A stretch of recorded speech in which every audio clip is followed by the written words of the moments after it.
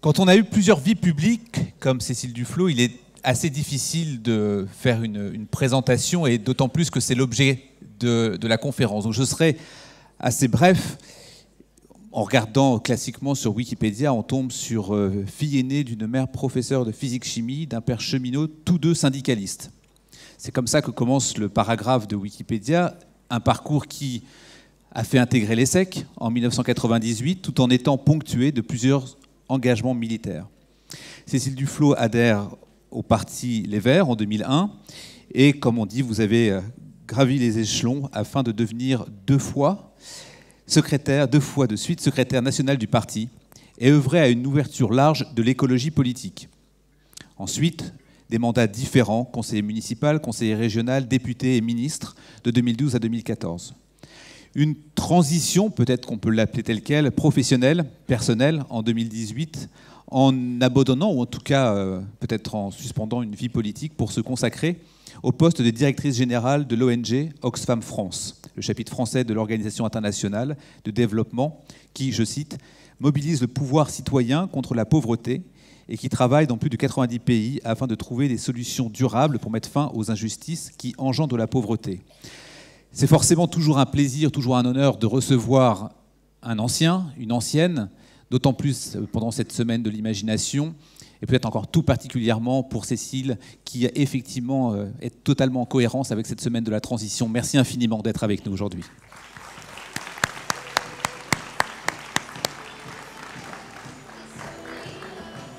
Je suis obligée de rester là ou je peux prendre un... Merci à Xavier Pavie. Merci d'abord d'avoir osé m'inviter.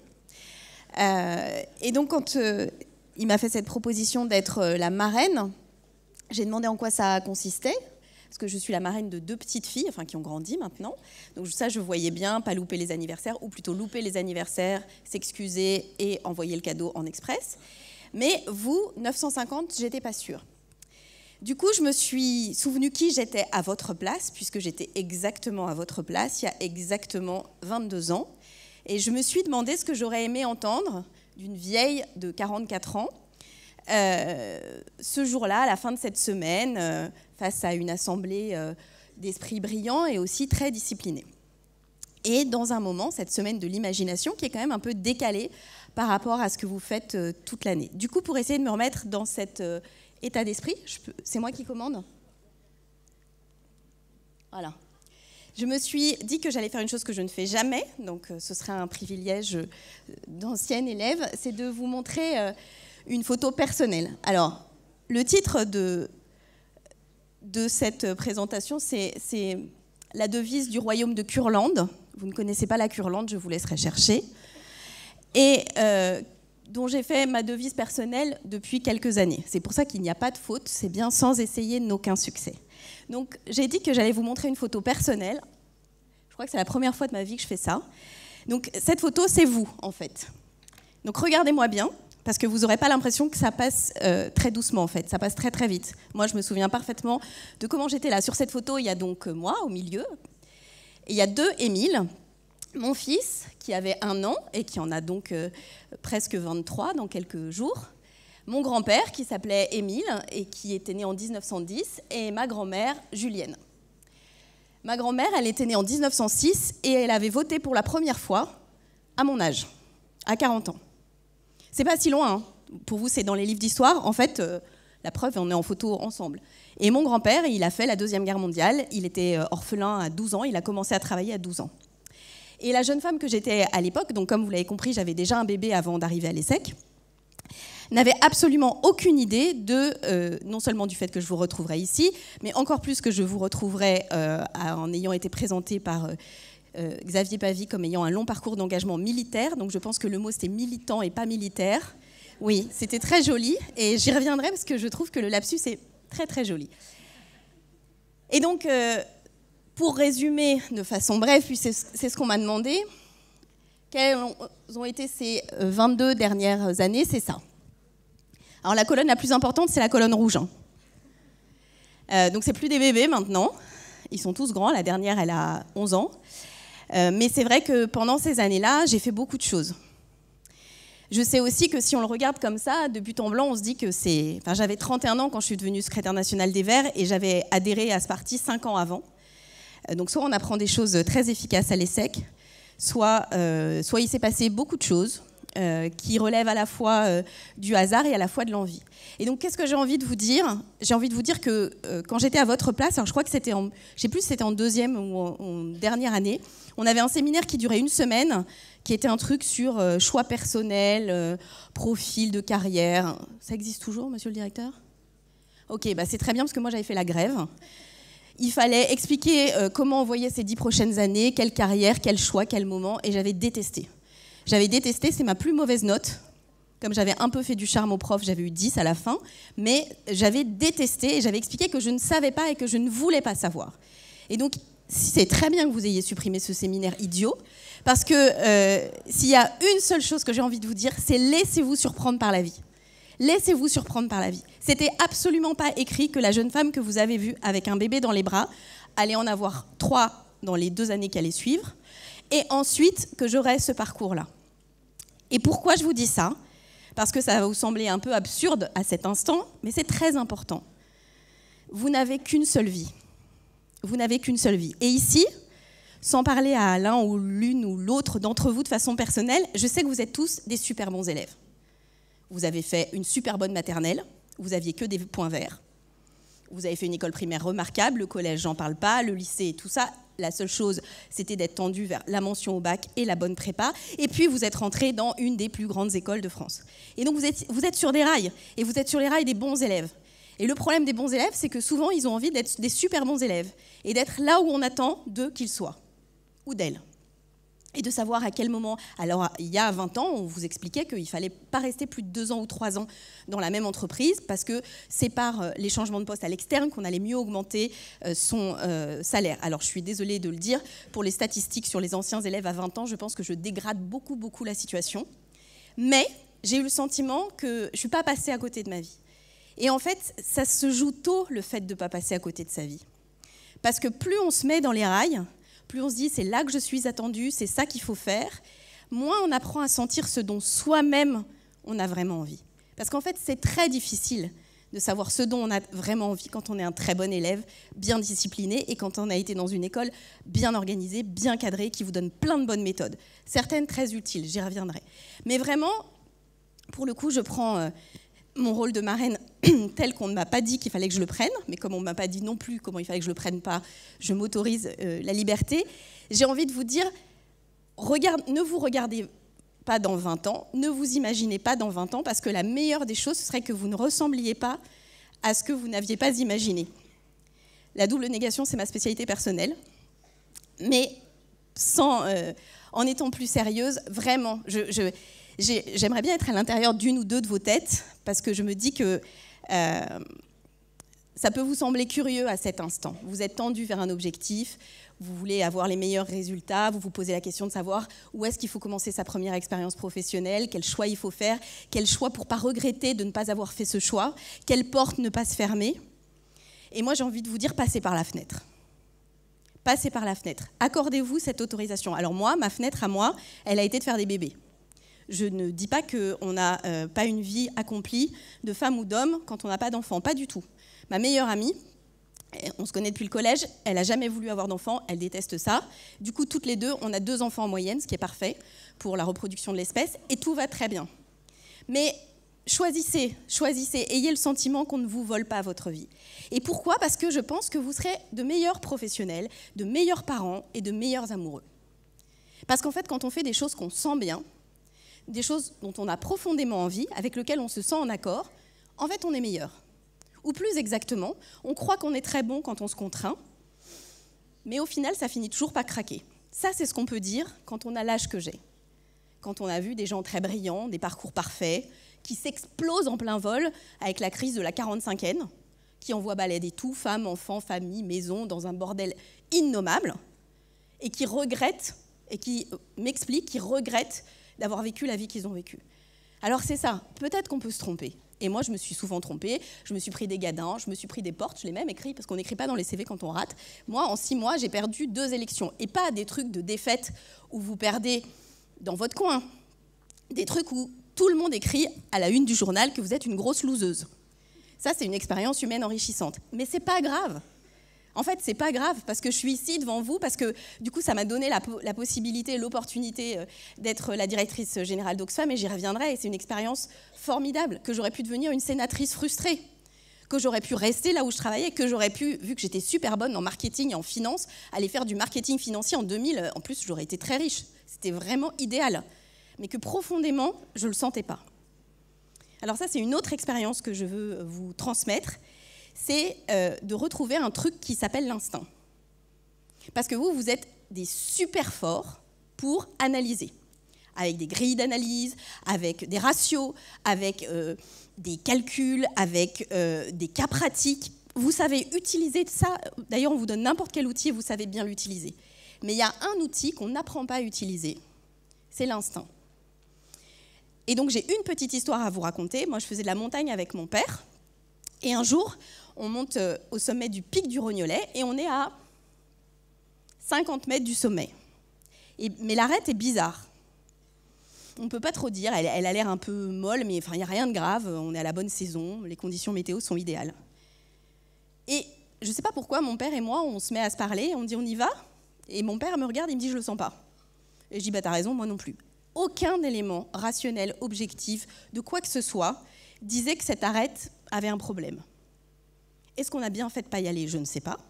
Est-ce que si on avait franchi ces 50 mètres, on serait tombé parce qu'un morceau de la pierre? Je ne sais pas. En tout cas, ce dont je suis sûre, c'est que quand on ne sent pas les choses, il ne faut pas les faire. Et il faut faire confiance à cet instinct qui n'est pas un truc complètement irrationnel. C'est une synthèse de tout ce que vous avez appris. C'est une synthèse qui se fait dans un gloubi-boulga, mélangé avec des émotions, des sentiments et des perceptions dont peut-être la science nous montrera dans 5, 10, 15, 20 ans qu'elle se base sur des éléments rationnels. J'en sais rien, les phéromones qu'émet votre interlocuteur, des choses qu'on ne connaît pas encore. Mais c'est fondamental. Donc je suis absolument convaincue que vous devez aussi retrouver la part d'animal qui est en vous. Et c'est pour ça que je voudrais continuer en vous ouvrant sur 2 dimensions.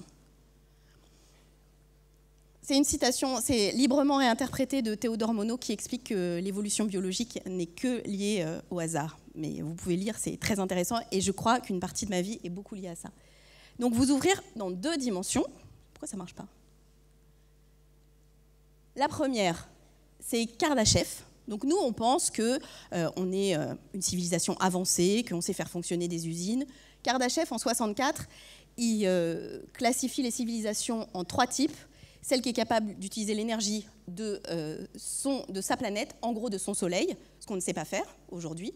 D'ailleurs, ça nous ouvre plein de perspectives. Il y a 40 000 fois plus d'énergie qui arrive du soleil chaque jour que ce que nous utilisons comme énergie chaque jour. Donc il y a une marge d'évolution sur la maîtrise de cette énergie considérable. Une civilisation de type 2, c'est celle qui est capable de collecter la puissance de son étoile. Oui, pardon. Donc nous ne sommes pas une civilisation de type 2.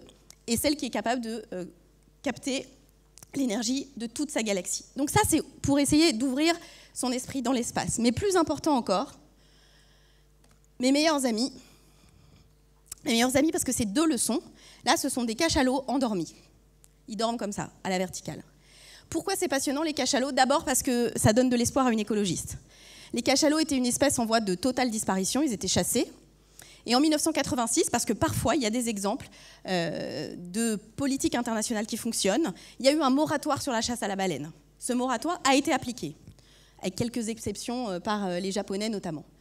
Et les cachalots ont été sauvés. Nous sommes en 2020. Désormais, une génération de cachalots a grandi sans craindre l'homme et on peut les étudier de nouveau avec une plus grande confiance de leur part. Et les cachalots, ce sont des animaux, je vous ai parlé, si vous vous souvenez, parce que j'ai tissé un fil, du fait que vous aviez en rapport taille du cerveau, corps, vous étiez un peu moins bon, moi aussi, que les musaraignes, mais un peu meilleur que les cachalots. À peine. À peine. Les cachalots ont un gigantesque cerveau, constitué à peu près comme le nôtre, extrêmement bien organisé.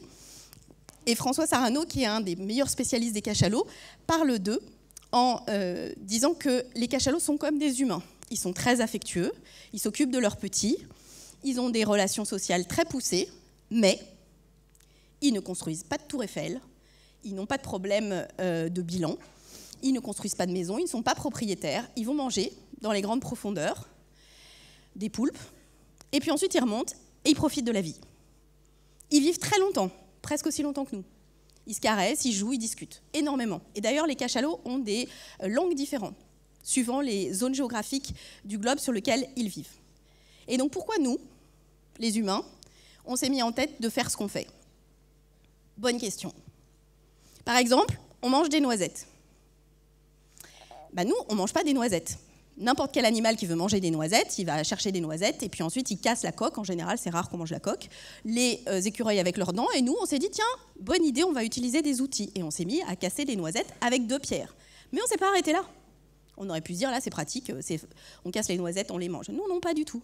On s'est mis à inventer des machines en métal pour casser les noisettes, et puis des usines qui cassent les noisettes, qui les mettent dans des petits sacs en plastique, qui les transportent dans des camions, qui les rapportent dans des magasins où on va les chercher. Et du coup, on n'a plus à les enlever de leur coque, mais on les enlève de leur sac plastique.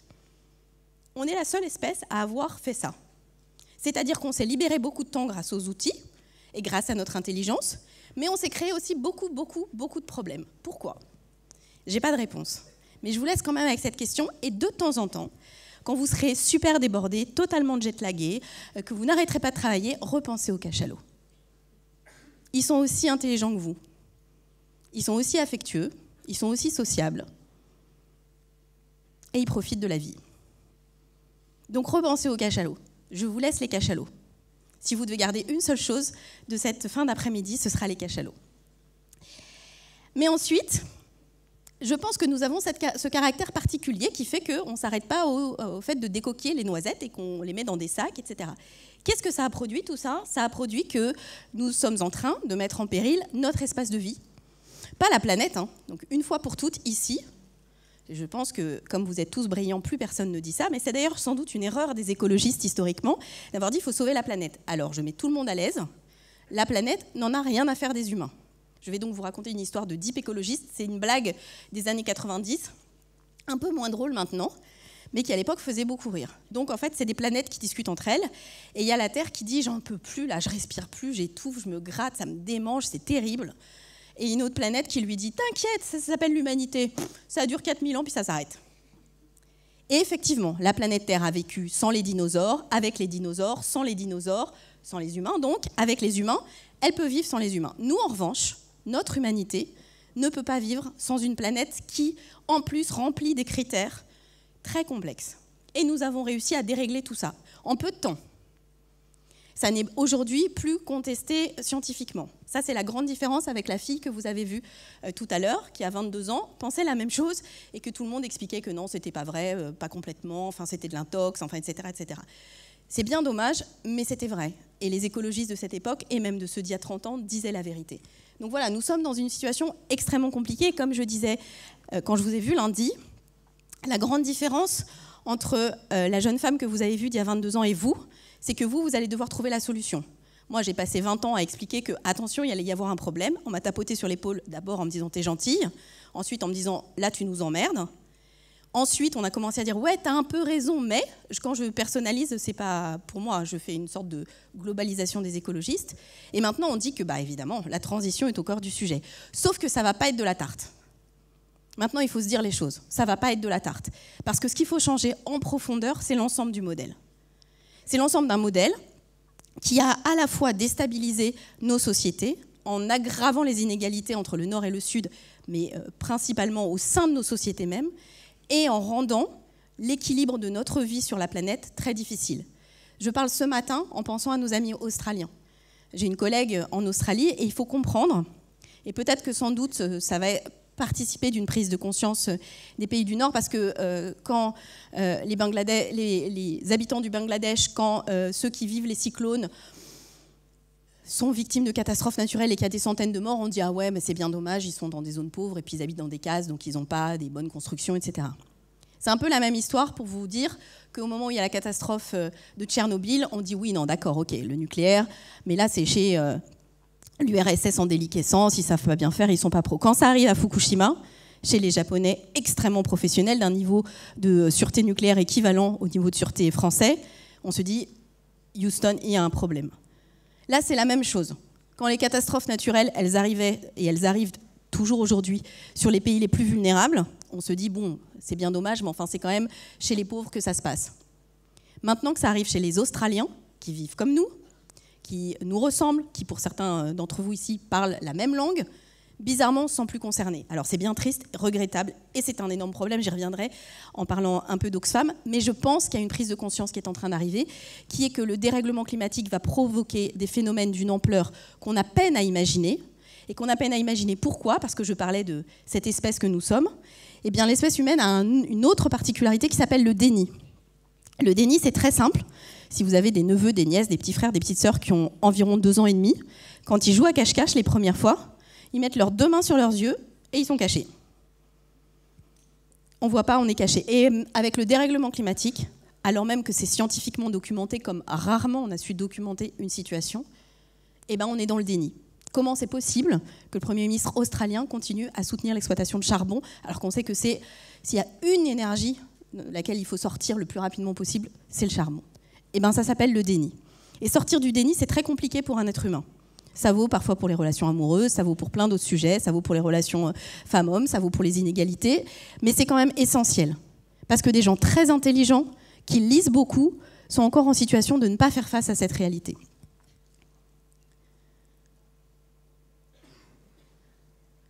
Du coup, je voulais vous dire quand même quelques mots sur Oxfam pour après vous avoir raconté brièvement mon parcours. Je vais dire quelques mots avant sur la politique, comment j'arrive comme secrétaire national d'Europe Écologie Les Verts. Moi, mon engagement au départ, il est local, purement local, dans une ville qui s'appelle Villeneuve-Saint-Georges, qui est une ville de la banlieue parisienne, qui est un peu en difficulté. Et au moment des élections municipales de 2001, je décide que je vais aider les écolos locaux. Et puis, je suis embarquée dans cette histoire, embarquée dans le congrès de l'époque. Et les choses se dessinent de cette manière, et notamment par un élément assez décisif, qui est que la direction des Verts, en 2003, et comme depuis 1984, est strictement paritaire. Et donc, il faut chercher des femmes. Et comme on a besoin à l'époque de mettre à la direction des gens qui font un peu salariés bénévoles, on va dire les choses comme ça, je passe par là, je suis enceinte, comme à peu près tout le temps à cette époque, et on se dit que ça va être pratique parce que du coup, comme je suis en congé maternité, je vais pouvoir travailler depuis mon canapé. Et du coup, je rentre à la direction en 2003, et puis ensuite, la suite se dessine de cette manière-là. Mais ce qui est sûr, c'est que je n'avais jamais prévu que je deviendrais ministre, et encore moins ministre avec une telle visibilité et le revers de la visibilité, c'est-à-dire la violence parfois des attaques. Mais ce qui est sûr, c'est que, et pour le coup, il y a une partie que je dois à l'ESSEC, c'est que j'ai toujours eu envie d'oser. Ici, je me suis sentie un peu comme un petit canard très à part en arrivant, mais c'est quand même cette école, et je le reconnais, qui a fait rentrer en son sein une ancienne élève de géographie qui avait déjà un enfant. Donc je sais que l'ESSEC a quand même une capacité d'ouverture d'esprit et d'accepter des gens différents et de permettre des parcours différents qui est plus importante, et c'est une des raisons qui justifie ma présence ici, même si les cours de finance et de marketing dans les années 2000 font partie des éléments qui m'ont rendu encore plus écologiste par une sorte de rébellion assez forte contre la folie du marketing, de création des besoins non nécessaires chez des clients pour pouvoir vendre des produits dont ils n'avaient pas besoin. Je pense que je ne me suis pas encore remise du protège-string qui a pourtant eu un grand destin puisqu'il est toujours vendu en 2020. Mais je l'ai dit en déjeunant avec vous, j'étais une très bonne élève, donc j'ai quand même gardé des choses et je les ai utilisées pour l'écologie politique. Voilà, je remercie l'ESSEC de cet investissement gratuit pour les Verts. Et ce parcours politique, il m'a appris plusieurs choses. 2, que je veux vous dire surtout. 1, l'importance du facteur humain. Quand vous êtes à l'extérieur, vous avez le sentiment que des grandes décisions qui engagent l'avenir du monde sont les résultats d'une grande réflexion, de réunion, de concertation. Pas du tout. Parfois, vous avez juste quelqu'un de têtu. Parfois, vous avez juste un ministre qui est tombé totalement in love d'une soi-disant conseillère en communication qui a surtout des grandes jambes et un grand sourire, et qu'elle trouve que l'idée est géniale, et que du coup, il trouve que l'idée est géniale. Et vous ne comprenez pas d'où ça vient, mais ça arrive. Et des histoires comme ça, je pourrais vous en raconter des dizaines et des dizaines. Donc j'ai raconté il n'y a pas longtemps, mais quand même, je vais le redire, comment les yourtes, c'est-à-dire les habitats, vous savez ce que c'est les yourtes ? Alors, ça existe au départ en Mongolie, mais un certain nombre de gens vivent en France. Et il y avait une différence de jurisprudence sur les yourtes. Dans certains tribunaux, on considérait que c'était du camping et que donc ils avaient le droit de s'installer sans permis de construire. Dans d'autres, que c'était un habitat permanent et que donc ils étaient soumis à un permis de construire. Donc on décide dans la loi Allure, qui est une loi qui a été votée en 2014, de légaliser l'existence de ces habitats démontables et de leur donner un statut particulier. Sauf que la veille du dépôt de la loi de la présentation de la loi en Conseil des ministres, il y a une réunion interministérielle et tous les gens très sérieux, dont notamment le ministère de l'Intérieur, font sauter cet article de loi du projet de loi, au motif que, en vrai, ça les gonfle, qu'ils n'aiment pas les beatniks et que ça les saoule les yourtes. Voilà, il n'y avait pas une raison valable autre que celle-là. Et donc toute l'équipe de mon cabinet revient et m'explique qu'on a tout ce qu'on voulait, c'est bon, on a réussi la réunion interministérielle, sauf qu'on a perdu les yourtes. Et moi je dis, même pas en rêve. Et ils me disent, écoute Cécile, franchement, tu te rends pas compte la bataille qu'on a dû mener, parce que c'est l'encadrement des loyers, c'est les plans locaux d'urbanisme intercommunaux, enfin il y a beaucoup de choses dans cette loi. Et moi ça m'énerve beaucoup parce qu'il n'y a pas de raison. Du coup, je menace le directeur de cabinet du Premier ministre de ne pas venir au Conseil des ministres le lendemain. Et c'était vrai, je ne l'aurais pas fait, je n'y serais pas allée. Et d'ailleurs, il savait que c'était vrai. Et juste parce que j'étais têtue et que j'étais agacée et que je trouvais que c'était du racisme anti-yourte idiot qui n'avait aucun sens et juste le snobisme des hauts fonctionnaires du ministère de l'Intérieur, je me suis battue pour les yourtes. Résultat, les yourtes sont toujours aujourd'hui considérées comme un habitat permanent mais démontable qui n'est pas soumis aux mêmes règles d'urbanisme que les autres habitats. Et bien ça, si ce n'était pas moi, et si je n'avais pas été têtue, la veille du Conseil des ministres où vous présentez la loi de votre ministère, ben en fait, vous repliez les gaules et vous allez vous coucher et vous dites c'est bien dommage. Et vous dites qu'on vous a empêché, etc. Mais mon caractère à moi fait que des fois, c'est comme ça, chacun a ses spécificités, je n'aime pas lâcher, même sur des micro-combats qui me semblent complètement justes et pour lesquels les arguments opposés sont absolument idiots. Et donc, il faut se laisser tel qu'on est. Si on n'est pas courageux, il ne faut pas essayer d'être courageux, ça ne marche pas. Si on est très désagréable avec les gens, il faut soit essayer de se corriger, soit expliquer, quand vous rencontrez des gens que vous allez travailler avec eux, que vous pouvez avoir l'air désagréable de prime abord, mais que vous ne l'êtes pas complètement. Apprendre à se connaître, apprendre que ce paramètre personnel est absolument déterminant dans absolument tout, apprendre à l'accepter pour soi aussi, à ne pas faire semblant de se reconstruire à soi-même des propres raisons, fait avec 12 feuilles Excel qui justifient par A plus B, X, Y, W, un truc qui impose que le lancement du produit X se soit fait le 12 mars, alors qu'en vrai, ce qu'on veut, c'est partir en vacances le 14. Il faut se l'avouer à soi-même. C'est ultra important de se connaître, de se comprendre et d'accepter cette dimension personnelle. D'accepter que vous pouvez avoir envie de faire échouer un projet parce que franchement, vous ne pouvez pas blairer la personne qui l'a en charge. Mais une fois que vous avez réussi à vous dire ça, vous allez nuancer votre attitude. Et vraiment, ça aussi, si je peux vous laisser un témoignage pour avoir vécu au sommet du sommet des décisions françaises, y compris en matière de politique internationale, ce paramètre personnel est décisif. Décisif. Je vais vous donner un autre exemple, je vais vous raconter une histoire plus récente. Si vous vous souvenez, il y a eu le G7 à Biarritz. L'objectif d'Emmanuel Macron, c'était de faire en sorte que Trump ne parte pas fâché du G7, reste jusqu'au bout, et en plus, disent que c'était bien, contrairement à ce qui s'était passé au Canada, où, si vous vous souvenez, il avait, le lendemain du communiqué commun, démenti le communiqué commun. Ça s'est passé. Il a fait un tweet, c'est Donald Trump, expliquant que c'était super, la France, etc. Vous savez comment ça s'est fait ? Moi, je l'ai vu sous mes yeux. Emmanuel Macron, il a fait un truc malin. Il a très bien compris qu'un des seuls problèmes de Donald Trump dans la vie s'appelle Mélania. Parce que c'est à peu près la seule qui peut encore poser des problèmes au président des États-Unis. Mais des vrais problèmes. Ça s'appelle le tête-à-tête. C'est compliqué. Et du coup, comment il a fait ? Il a fait en sorte que Mélania soit contente. Donc, comme Mélania était contente, Donald était quand même soulagé, et du coup, il a dit que c'était bien. Alors même que la situation était extrêmement tendue, puisqu'il y avait des menaces de rétorsion diplomatique très fortes, notamment sur le vin français. Quand je vous raconte ça, certains d'entre vous doivent se dire « c'est un peu abusé quand même ». Je vous assure que c'est vrai. Et d'ailleurs, je le dis tranquillement, c'est très habile de la part d'Emmanuel Macron. Et ça rajoute aussi du talent à Brigitte Macron. Mais c'est la réalité de la vie. Ça ne veut pas dire que les choses ne doivent pas être tangibles, solides, travaillées. Mais quand même, ce facteur humain, il est décisif. Et c'est pour ça qu'il faut se faire confiance et c'est pour ça qu'il faut être en phase avec sa vie. Donc je reviens sur Oxfam et sur le fait que du coup c'est comme ça que je suis en phase avec ma vie. Si après avoir arrêté la politique, parce que en fait quand j'ai été candidate aux élections législatives, je me suis dit à moi-même, si je gagne, évidemment j'assume, mais si je perds, j'arrête. Pourquoi j'arrête? Pour pas devenir une sénatrice de 50 ans frustrée. Voilà. 6 mois après, il y avait les élections sénatoriales, j'aurais pu me rebasculer sur les élections sénatoriales et puis aller ronchonner au Sénat. Et je voulais absolument pas ça. Donc je me suis dit, prends le risque, arrête. Et si à cette époque-là, j'avais dû dessiner ce qu'aurait été le poste idéal pour moi et ce que j'avais exactement envie de faire, en fait, c'était la direction générale d'Oxfam France.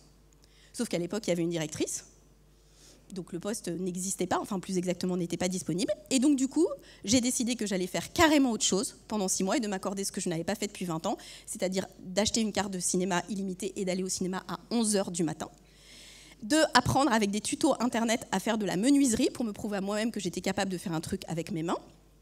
De répondre à mon ex-mari qui avait eu cette formule funeste en me disant « Mais qu'est-ce que tu vas faire maintenant? Parce qu'à part donner des ordres, en gros, tu sais faire quoi ?» Du coup, j'ai su faire un meuble pour ma télé et j'étais hyper fière.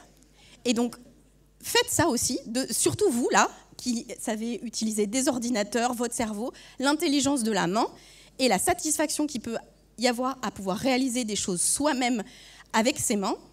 Évidemment, moi, je suis tout sauf une artiste, donc ça, c'est sûr. Et je suis toujours admirative des artistes. Et donc, parmi les choses que j'ai faites, je suis allée me balader dans les musées sans rien comprendre, juste en m'asseyant et en regardant et en essayant d'être émue et de retrouver de l'émotion et puis de la lecture. Et au bout de ces 6 mois, mon téléphone a sonné et on m'a dit « Est-ce que tu accepterais d'étudier la possibilité de travailler comme DG d'Oxfam ?» Et moi, j'ai dit, ben oui, mais le problème, c'est que je suis Cécile Duflot et qu'on est dans un pays, à la différence des pays anglo-saxons, où on a du mal à imaginer des responsables politiques. En fait, on les accuse de toujours vouloir faire que de la politique, mais quand ils veulent faire autre chose, on estime qu'ils ne sont pas légitimes. Donc j'ai dit, il n'y aura pas de blocage. Et il se trouve qu'Oxfam est une confédération donc présente dans 90 pays et dont la directrice internationale à l'époque s'appelait Winnie Byanyima. Winnie est une ancienne députée ougandaise qui, elle, a encore un parcours politique plus important, puisqu'elle a participé à la guérilla de libération de l'Ouganda. Et donc, c'était encore un cran au-dessus. Ça, moi, je n'ai jamais fait la guérilla pour l'instant. J'espère que je n'aurai pas à le faire. Et du coup, après tout un processus de recrutement extrêmement précis, extrêmement objectif, je suis devenue, il y a 1 an et demi, la directrice générale d'Oxfam France et aussi membre du board d'Oxfam International. Donc Oxfam est une confédération dont l'objectif est de lutter contre la pauvreté et les causes de la pauvreté. Et donc ça rejoignait tous mes combats, tous mes engagements, sans la dimension partisane, sans la dimension électorale, ce qui était une très bonne chose. Donc parfois, en fait, sans avoir à chercher les choses, mais juste en laissant les choses venir, ça fonctionne. Ça, c'est une autre citation que j'aime beaucoup. C'est la chanson du ramoneur dans Mary Poppins, qui dit cette phrase qui est formidable, qui dit « Pour avoir de la chance, prends la chance comme elle vient ». Alors, c'est pas de moi, mais gardez-la. Pour avoir de la chance, prends la chance comme elle vient. Elle est très belle, cette phrase, et elle est très juste. Et cette chance que j'ai prise comme elle venait m'a emmenée à la tête d'Oxfam, qui est une organisation passionnante, justement parce qu'elle lie la réponse humanitaire et de soutien de projets de développement à un travail de réflexion sur les causes, à une publication de rapports et un travail de plaidoyer. Dans quelques jours sortira notre nouveau rapport à l'occasion du sommet de Davos. Voilà ce qu'est Oxfam, c'est 19 millions de personnes soutenues dans le monde, c'est 10 000 salariés et c'est 90 pays de présence. C'est aussi évidemment une ONG très engagée sur la question du climat, avec une analyse particulière qui est de montrer à quel point aujourd'hui la réalité du changement climatique est une injustice dans la responsabilité, puisque la moitié la plus pauvre du monde n'est responsable que 10% des émissions de gaz à effet de serre, et qu'à l'inverse, ce sont les 10% les plus riches, dont nous, qui émettons 50% des émissions mondiales.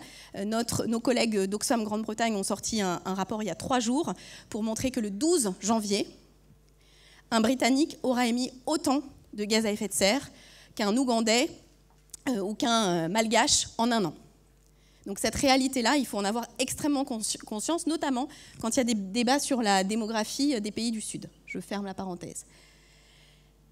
Ça, c'est un autre chiffre qui montre effectivement cette injustice dans la responsabilité, mais il y a aussi une injustice dans les conséquences, puisque ceux qui vivent les premières conséquences du dérèglement climatique, ce sont aussi ceux qui sont le moins responsables. Ce sont les pays du Sud, en particulier la bande sahélienne et une partie de l'Asie du Sud-Est. C'est un risque fondamental et un risque aussi que des combats qui sont des combats historiques, celui de faire reculer l'extrême pauvreté, qui est un combat du XXe siècle et qui a quand même porté ses fruits, et celui de la lutte contre la faim, soit en perdition, puisque la bataille contre la faim, qui est une bataille qui n'était pas en passe d'être gagnée, mais qui avait marqué de grandes avancées, depuis 3 ans est en recul, la cause essentielle étant la sécheresse au Sahel, et donc des problèmes d'approvisionnement et d'alimentation qui deviennent de plus en plus difficiles.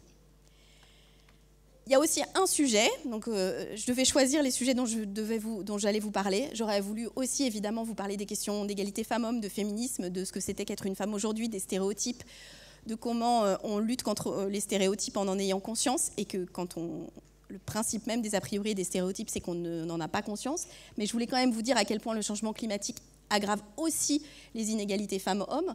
On le sait peu, mais en fait, quand il y a une catastrophe naturelle, il y a plus de femmes victimes. Pourquoi il y a plus de femmes victimes d'un tsunami ?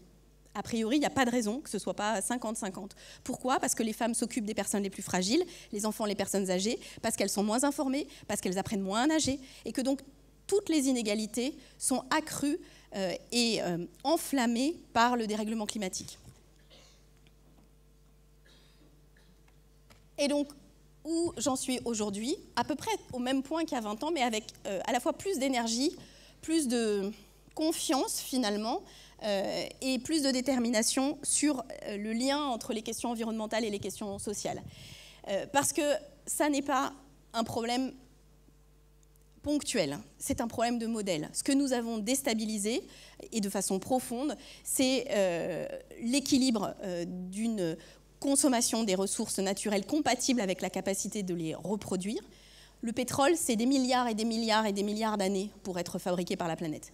Donc on peut prendre le problème par le bout qu'on veut. Les limites sont existantes. On peut essayer d'aller chercher les gaz de schiste, oui, mais c'est reculer pour mieux sauter. Et puis par ailleurs, ça contribue à une déstabilisation du climat, dont de toute façon, à laquelle vous devrez faire face. Ce que je veux dire, c'est qu'aujourd'hui, la situation, c'est pas de savoir si oui ou non il va y avoir une catastrophe climatique. Nous y sommes. La question, c'est de savoir est-ce qu'on limite les dégâts ou est-ce qu'on va au bout de la crise. Il faut se préparer à cette réalité. Et c'est une réalité qui sera violente. Les méga-feux qu'on connaît en Australie, 50% du territoire français, si nous continuons sur cette trajectoire, sera vulnérable à des méga-feux de cette ampleur d'ici 2050. Qu'est-ce que c'est des méga-feux ?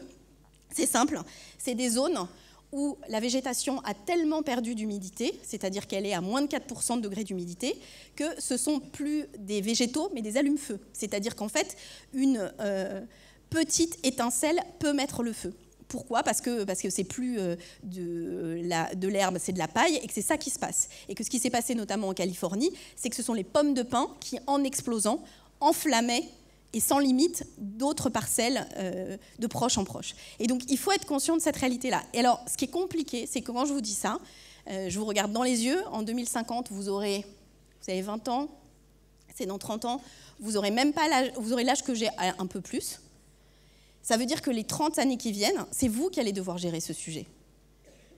Et du coup, c'est pas ici, et je le dis sans du tout d'inimitié à l'égard de ceux qui dirigent cette école, c'est pas ici qu'on va vous apprendre comment faire. Parce qu'on ne sait pas, en fait. Il y a un certain nombre de sujets, on ne sait pas. D'ailleurs, lutter contre les méga-feux, on ne sait pas. La seule chose qu'on sait faire, c'est envoyer des militaires pour toquer à la porte des gens en disant « partez ». Donc il y a plein de sujets sur lesquels vous allez devoir utiliser pas les techniques que vous allez apprendre ici, mais l'agilité de votre cerveau, la capacité d'imaginer justement pour les utiliser, pour résoudre des problèmes qu'aucun être humain n'a encore eu à résoudre. C'est l'élément positif, c'est vachement plus marrant. Parce qu'il y a 20 ans, finalement, on refaisait des choses qui s'étaient déjà faites depuis 20 ans. C'était les années 80 en un peu moins stylé et un peu moins drôle.